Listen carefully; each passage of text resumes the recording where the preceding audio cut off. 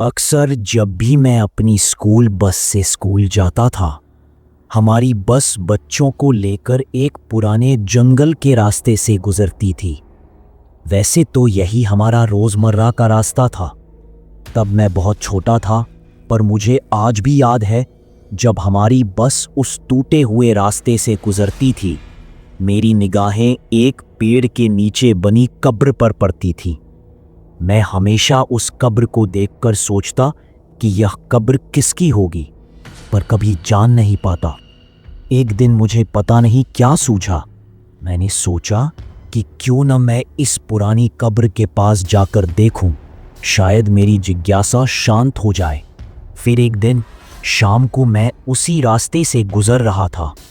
मैंने अपनी साइकिल को एक किनारे पर लगाया और उस कब्र के पास गया।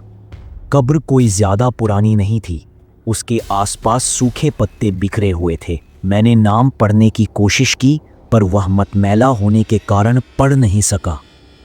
मैं वहीं कुछ देर तक बैठा रहा। जब मैं वहां से उठकर चलने लगा तो मैंने एक अजीब से मदहोश करने वाले इत्र की खुशबू सूंघी, जो कि अजीब बात थी क्योंकि वहां पर कोई भी मौजूद नहीं था।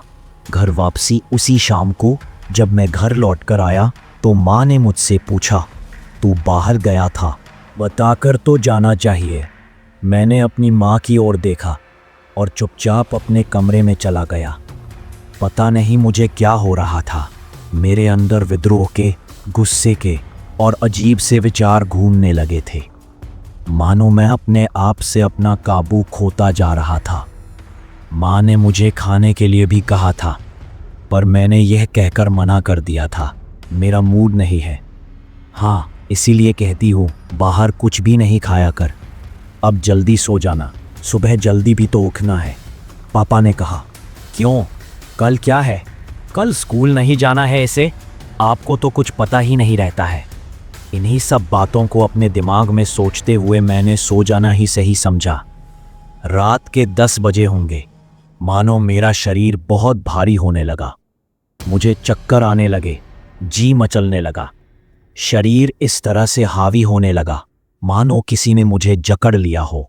पूरा शरीर पसीने में भीगने लगा। आश्चर्य इस बात का था कि पंखा अपनी गति से ही चल रहा था। मैंने अपना नियंत्रण खो दिया। मैं बेकाबू सा होने लगा। मेरे अंदर इतनी भी ताकत नहीं रही कि मैं अपनी मदद के लिए घर में किसी को आवाज तक लगा पाऊं। रात का रहस्य।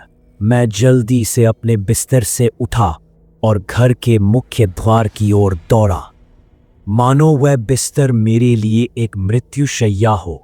साथ ही चीखते और बड़बड़ाते हुए मैं बाहर गया और आसमान को देखकर जोर जोर से हंसने लगा। चांद, जो कि काले बादलों में छिपा हुआ था, उसके प्रकट होते ही मैं जोर से चीखने लगा। मेरी चीख इतनी भयानक और डरावनी थी, इसकी गूंज से मेरे घर वाले बाहर आए।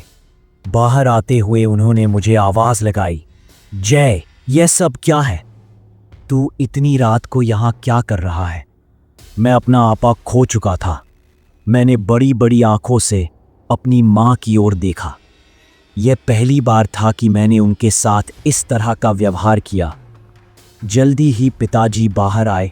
उन्होंने मेरी ओर देखा और पूछा, जफर, तू यहाँ क्या कर रहा है? मेरी माँ को यह सब कुछ बड़ा अजीब लग रहा था। वे किसी भी जफर नाम से परिचित नहीं थी।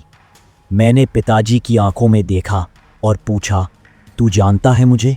और मैं तेजी से दौड़कर वापस अपने कमरे में आकर अंधेरे में एक कोने में दुबक कर बैठ जाता हूँ, जैसे किसी से बचने की कोशिश कर रहा था। बाबा और इत्र खैर। इसके बाद मैं अपने कमरे के एक कोने में सोता रहा।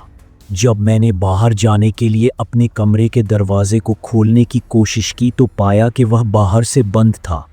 थोड़ी देर कोशिश के बाद मैं चिल्लाने लगा, मुझे बाहर निकालो, पर काफ़ी कोशिश के बाद भी वहाँ कोई नहीं आया।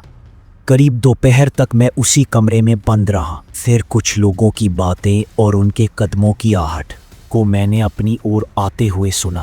थोड़ी देर के बाद उन सभी लोगों ने मेरे कमरे के दरवाजे को एक साथ खोला। उनमें सभी एक फकीर बाबा के साथ थे। मेरे पिताजी भी उनके साथ थे। वे सभी मेरी ओर तेजी से बढ़े और उन्होंने मेरे हाथ पांव को कसकर पकड़ लिया। कुछ देर तक मैं झटपटाता रहा। बाबा ने मेरे गले में एक तावीज़ डाला, जिसके बाद उन्होंने मेरे ऊपर एक इत्र को डाला, जिसकी महक मुझे जानी पहचानी लग रही थी। अब मैं सुरक्षित था।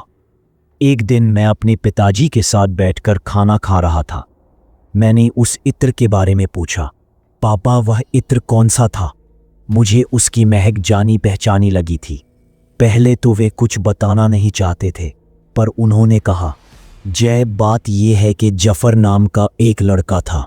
वह एक इत्र बनाने वाली कंपनी में काम करता था। काफ़ी सही स्वभाव था उसका, पर एक दिन उस इत्र बनाने वाली फैक्ट्री में आग लग गई। जफर भी उसमें मारा गया था, पर अक्सर उसे उस कब्र के पास जाने वाले को वैसी ही महक मिलती है जैसी तुमने महसूस की थी। हो सकता है ये उसके साथ आने का तरीका हो। और हाँ, तुम अब इस तावीज़ को अपने पास ही रखना, उस कब्र से भी दूर ही रहना। इसके बाद मैं कभी उस कब्र के पास नहीं भटका, ना ही वहां जाने की हिम्मत हो पाती है। एक